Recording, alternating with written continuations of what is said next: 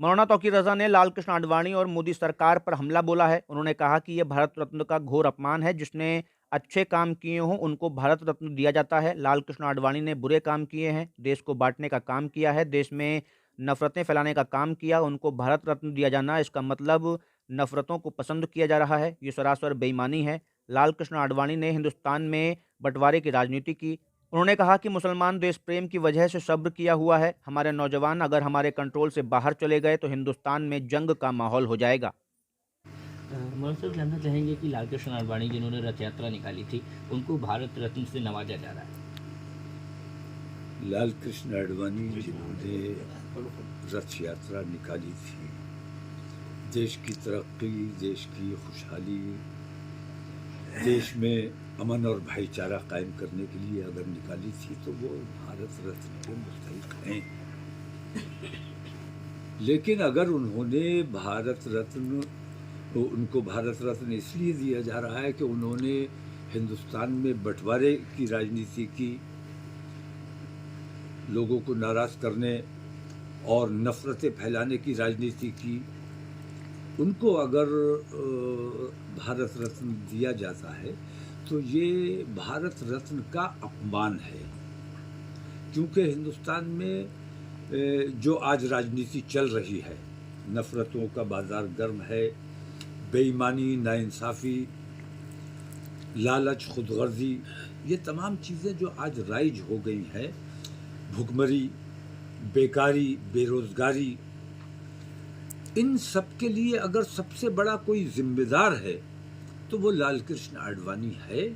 और अगर इस वजह से उनको भारत रत्न अवार्ड दिया जा रहा है तो ये बड़ी खुशी की बात है, उन्हें भारत रत्न दिया जाना चाहिए। क्योंकि वैसी ही हुकूमत बेईमान है और वैसे ही लाल कृष्ण आडवाणी बेईमान रहे हैं। तो क्या लगता है ये भारत रत्न का अपमान है, आपको लगता है? भारत रत्न का ये घोर अपमान है। और हिंदुस्तान किस रास्ते पर जा रहा है, मैं ये समझता हूँ कि भारत रत्न का मुस्तहिक वो होता है जिसकी हर समाज में, तमाम हिंदुस्तानियों में जिसकी मकबूलियत हो, जिसने अच्छे काम किए हो, जिसने बुरे काम किए हैं, जिसने देश को बांटने का काम किया है, जिसने देश में नफरतें फैलाने का काम किया है, उसको भारत रत्न अवार्ड दिया जाना है। इसका मतलब यह है कि नफरतों को पसंद किया जा रहा है, मोहब्बतों को नापसंद किया जा रहा है। तो हुकूमत भाई ताकत है, जो चाहे करे, जिसको चाहे जो दे दें। लेकिन ये सरासर बेईमानी है जो पिछले 10 साल से मुसलसल बेईमानी की जा रही है, ये उसका एक हिस्सा है। और सबुद्दीन ओवैसी जी ने मोदी पे जमकर बरसे हैं। उन्होंने कहा है कि मुसलमान डरा हुआ है, 70 करोड़ देश का जो मुसलमान है। नहीं, मुसलमान डरा हुआ नहीं है। ये कहना कि मुसलमान डरता नहीं है, वो मुसलमान जरूर डरा हुआ है जो अल्लाह से नहीं डर रहा है। मुसलमान डरने का कोई सवाल नहीं है, मुसलमान एहतियात कर रहा है, मुसलमान मोहतात है। मुसलमान नहीं चाहता कि हमारे मुल्क में फिरका परस्ती का माहौल बने।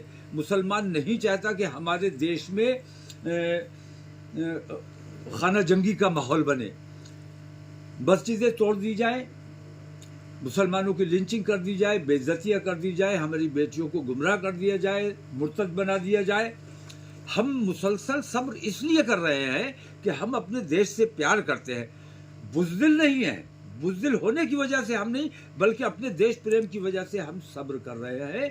सब्र का पैमाना लबरेज आप लोग कर रहे हैं।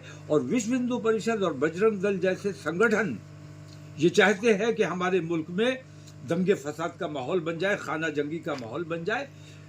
सिर्फ मुसलमानों के सब्र की वजह से अभी तक हिंदुस्तान में खाना जंगी नहीं हुई है। मुझे अंदेशा है कि हमारे नौजवान अगर हमारे कंट्रोल से बाहर चले गए तो हिंदुस्तान को खाना जंगी से कोई नहीं बचा सकता। बहुत शुक्रिया। ठीक, थैंक